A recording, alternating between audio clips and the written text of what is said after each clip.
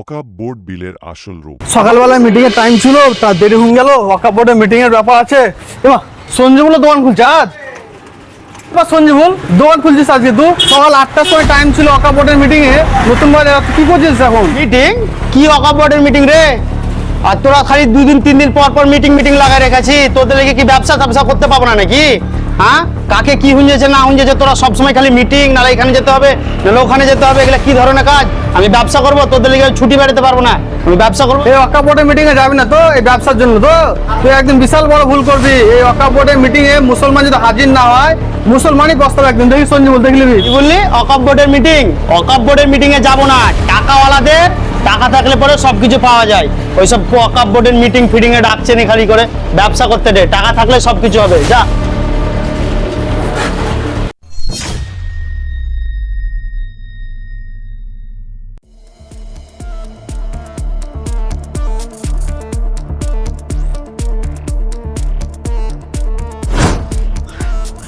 দাদু মারা গেছে, জলদি খবর দিতে হবে মসজিদে। যাই খাটলিটার ব্যবস্থা করি। এই তো মসজিদে তালা মারা। কি ব্যাপার, মসজিদে তালা কেন মারা? আমার দাদু মারা গেছে, আমাকে খাটলি নিব। আর মসজিদে কি কারণে তালা মারা? মসজিদের স্পিকার আমি খবর দিব। আপনি পারমিশন নিয়েছেন? কিসের পারমিশন ভাই? আপনি ডিএম এর কাছ থেকে পারমিশন নিয়েছেন? আমার মসজিদে আমি ঢুকবো তো, ডিএম এর কাছ থেকে পারমিশন কেন দরকার আমার? আচ্ছা, আপনি ব্যাপারটা জানেন না নাকি? কিসের ভাই? আপনি নিয়মগুলো জানেন না? আমি কিছু নিয়ম জানি না, একটু খোলো কেন ভাই? আপনি পাড়ার লোক বলে খুলছি। দাঁড়ান এক মিনিট দাঁড়ান। খোলেন। আসুন। কেন তালা কেন? মসজিদে তো সব তালা মারা থাকে না ভাই। আপনাদের নিয়মগুলো জানেন না, এখানে দাঁড়ান। আমি নিয়ম জানি না, আমাকে খাটলি দরকার ভাই। আমি পঞ্চায়েতের পারমিশন আমি জানি না। আমার দাদু মারা গেছে, আমাকে খাটলি দরকার। আরে মশাই আপনি কি করছেন কি? আপনি আসুন আপনি আসুন এখানে দাঁড়ান। আপনি কি করছেন এটা? আপনি আমাকে থামেছেন কেন ভাই? আমার দাদু মারা গেছে, বাড়িতে খুব কান্নাকাটা চলছে ভাই। মসজিদের মৌলবীকে ডেকে এনে খবর দিয়ে দেবে এলাকাতে। এগুলা নিয়মটা আছে, কিছু বুঝতে পারি নাকি? মসজিদে ঢোকার লেগে আমাকে পঞ্চায়েতের লেগে রেখে আনতে হবে। আচ্ছা, আপনি জানেন না নাকি ওয়াকফ বিল পাস হয়েছে? তার জন্য সরকার থেকে আমাদেরকে সিলেক্ট করেছে। আমরা মসজিদের দেখনে বেলা লোক। আমরা যাকে তাকে পারমিশন দেবো না। পঞ্চায়েত থেকে পারমিশন নিয়ে আসতে হবে, ডিএম এর কাছ থেকে পারমিশন নিয়ে আসতে হবে। তারপরে আপনি খাটলি মাইকে খবর ইমাম সাহেবকে আপনি তারপরে বলতে পারবেন। তারপরে আপনি কবরস্থানে গিয়ে আপনার দাফন করতে পারবেন আপনার দাদুকে। তার আগে আপনি পারবেন না। সরকার থেকে আপনার পারমিশন নিয়ে আসতে হবে। আপনি জানেন না 1 মাস আগে পারমিশন হয়েছে? ভাই আমি সারাদিন ব্যস্ত থাকি ভাই। আমি তো এইসব জিনিসের ব্যাপারে আমি জানি না কি। এই ওয়াকফ বোর্ড বিল হাবি যাবে কিছু জানি না। সারাদিন ব্যবসাতে আমি ব্যস্ত থাকি। এই নিয়ম তুমি বুঝছো? আমার দাদুকে মাটি দিতে গেলে পরে কবরস্থানেরও তালা মারা আছে। মৌলভী সাহেবের কাছে পারমিশন নিতে হবে, আবার ডিএম এর কাছে পারমিশন। এগুলো তো ছিল না আমাদের। আরে ভাই, 1 মাস আগে এই আইনটা পাস হয়েছে। কেন্দ্র সরকার পাস করেছে আইনটা। যত ওয়াকফের জায়গা আছে সব জায়গা কিন্তু সরকার নিয়েছে।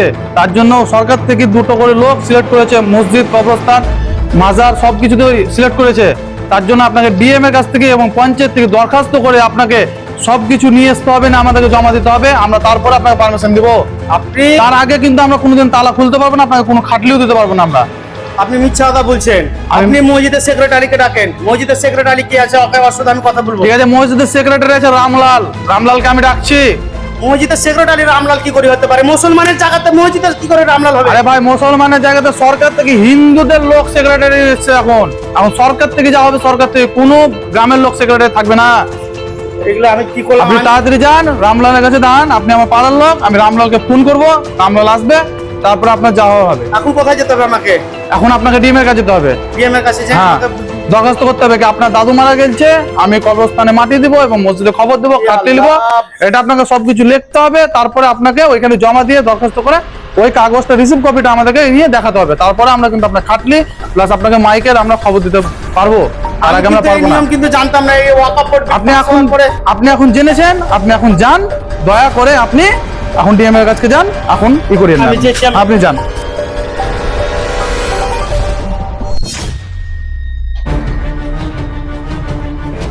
সঞ্জীবুল ভয় লাগছে। ভাই সঞ্জীবুল ভাই, কি হলো তুমি ছুটছো কেন? আরে ভাই বলিস না, আমাকে আমার দাদু মারা গেছে সকালবেলায়। সকাল থেকে আমি ছুটাছুটি করছি।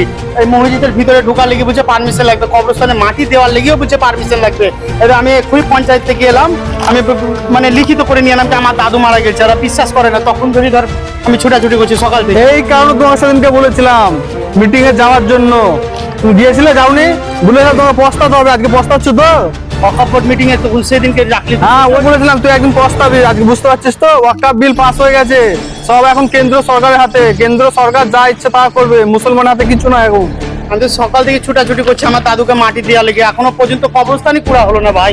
যাও যাও, তাড়াতাড়ি যা, ব্যবস্থা করে দেবো। লেটার ফিটার লাগবে, নাহলে পারবো না। যাও যাও, মাঠে যাওয়া মুশকিল হয়ে যাবে তোমার। আমার সাথে চলো চলো, যাচ্ছি, চলো। দাদা পেপার নিয়ে এসছি। এই পেপার বাড়িতে 3 ঘন্টা লেগে গেল। পঞ্চায়েতের পারমিশন লাগবে, কি কি লাগবে বলছেন। আমি কি করবো? আমার লাশ পড়ে আছে, আমার দাদুর লাশ পড়ে আছে। রামলালকে ডেকেছি, রামলাল রামলাল নাহলে হবে না। না হবে আমার কবরস্থান কখন করবো? আমার দাদু পারবো না। আমি একটা হলাম তবে কর্মচারী, আমি দেখতে পেলাম। ঠিক আছে, রামলাল এই ওয়াকফ বোর্ডের আন্ডারে এসে আমার সুমন বন্ধু আমাকে ঠিক বলেছিল, আমি সেদিন যদি না ঘুমিয়ে থেকে যদি আমি আন্দোলনে যেতাম তাহলে পরে এই অবিচার হতো না আমাদের সঙ্গে। এই যে কেন্দ্র সরকারের আন্ডারে হুঙ্গেলছে ওয়াকফ বোর্ডের জমি সবকিছু ওদের হাতে চাবি হুঙ্গেলছে ভাই। আমরা কি করবো এখন? এই যে আমার দাদু মরি পড়ে আছে বাড়িতে, এখন পর্যন্ত মাটির কোনো খবর নাই। বাস দাঁড়াও, রামলাল আসো। একটু ব্যবস্থা করে দাও না, একটু ব্যবস্থা করে দাও। ভাই আমি তো ব্যবস্থা করে ওয়াকফ বোর্ডের যদি জানতাম পারলো, আমারই পারলো। আর দাদার মাটিটা মনে হচ্ছে আজকে হবে না। সে তো বলে, কি করবো এই বলে? খাটলিটা নিয়ে যেতে পারছে না, জানো? করে করবো বলেন, এদের মতো লোকের জন্যই তো আইন পাস হয়েছে। বুঝতে পারছি। এদের মতো লোকের জন্য তো আইন পাস হয়েছে। একে আগেও বলেছিলাম মিটিং আরে আছে, বাবা। ওয়াকফ বোর্ডের মিটিং এ শামিল হওয়ার জন্য অনেকবার বলেছিলাম। এদের মতো লোকের জন্যই তো আপনার আইন পাস হয়েছে। এরা যাবে না মিটিং এ, মিছিলে যাবে না, কি আইন তো করবো? পাস হবে। আমার মুসলমানকে যদি সাপোর্ট না করে তো এইভাবে তো বিলগুলো পাস হয়ে যাবে না। এখন রিজুলেশন আছে, ঠিক আছে, বুঝতে পারছেন। রামলাল আসবে, তারপরে ওই দর্শক দেখবে, তারপরে উনি আমাকে বলবে, পারমিশন দেবে, তারপরে আমি কিন্তু পারবো।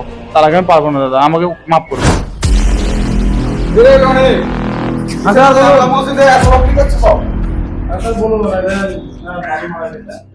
কি করতে হবে? দেখি দরখাস্ত দেখি। দরখাস্ত করে ঠিক আছে। পারমিশনটা দিলেন নাকি? দাদু কি নাম? দাদুর নাম রাজি। এখানে তো রাহেব মন্ডল আছে, নামটা ভুল কেন হলো? আমি পঞ্চায়েতে গিয়েছিলাম, আমার কিন্তু এই জিনিসটা করার লেগে 3 ঘন্টা হ্যাঁ, লেগে গেল। ডকুমেন্টস আমার কিন্তু ঠিক লাগবে, নাহলে কিন্তু কিছুই হবে না কাজ। বললেন বাবু নাহলে পরে লাশ পড়ে আছে আমার দাদু। লাশ পড়ে থাকলে কি হবে? লাশ কি আর জিন্দা হবে নাকি? কালকে মাটি হবে। তুই আগে পেপারটা ঠিক করে নিয়ে আয়, তারপর আমার সাথে দেখা কর। ওয়াকফ বোর্ডের আন্ডারে পড়ে মুসলমান কিন্তু জিনা হারাম হয়ে গেল। এই ওয়াকফ বোর্ডের আন্ডারে পড়ে মুসলমান কিন্তু হারাম হয়ে গেল। ভিডিওটা ঠিক করে আসছি। ঠিক আছে স্যার। আসসালামু আলাইকুম বন্ধুরা, আজকে যে ভিডিওর মাধ্যমে আপনাদেরকে বার্তাটা দিলাম সেই বার্তাটা আপনারা মনে রাখবেন। আর কালকে বুধবার অর্থাৎ 9 তারিখ 8টার সময় নতুন বাজারে লক্ষ লক্ষ মুসলমান আসছে নিজের ব্যবসাকে বন্ধ করে, নিজের চাকরিকে থামিয়ে এবং নিজের রোজমার্রা কাজগুলো বন্ধ করে আসছে। তো অন্তত আপনারাও আসবেন। আজকে যদি মুসলমান শুয়ে থাকেন ঘরে বসে, আজকে যদি মুসলমান ঘরে বসে শুয়ে থাকেন তাহলে পরে কোনোদিন জাগার টাইম আসবে না। এই ওয়াকফ বোর্ডের বিল আমাদেরকে ভালোভাবে বিরোধিতা করতে হবে। আর এই যে কেন্দ্র সরকার আমাদের সঙ্গে যেটা করছে অনেক অনেক অন্যায় করছে। আমাদের জমি ওয়াকফ বোর্ডের বিল পাস করে আমাদের মসজিদের ওপরে, কবরস্থানের ওপরে এবং অনেক মাদ্রাসা আছে, স্কুল আছে, সেই জিনিসের ওপরে ওনারা কবজা করতে চাইছে। তো এই জিনিসটা হওয়ার আগেই আপনারা জেগে উঠুন মুসলমান।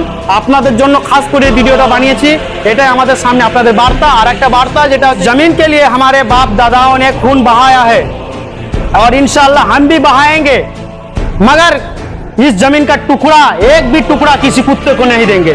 अल्लाहू अकबर।